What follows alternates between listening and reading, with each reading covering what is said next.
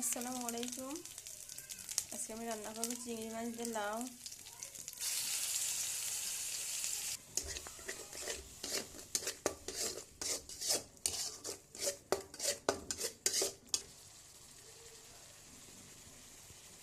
চিংড়ি মাছটা দিয়ে দিব।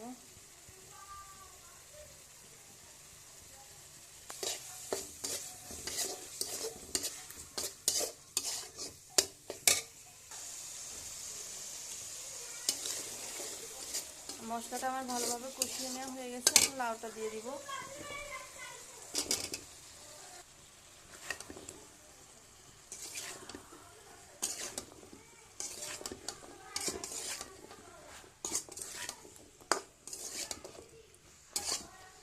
পাঁচ মিনিটের জন্য ঢেকে দিব।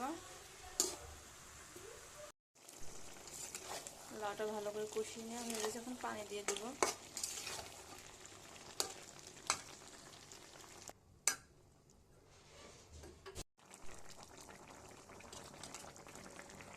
আমার রান্নাটা পুরোটাই কমপ্লিট, নামিয়ে ফেলবো এখন। রান্নাটা আপনাদের ভালো লাগলে লাইক, কমেন্ট, শেয়ার, সাবস্ক্রাইব করবেন। চ্যানেলটির সঙ্গে থাকবেন। আল্লাহ হাফেজ।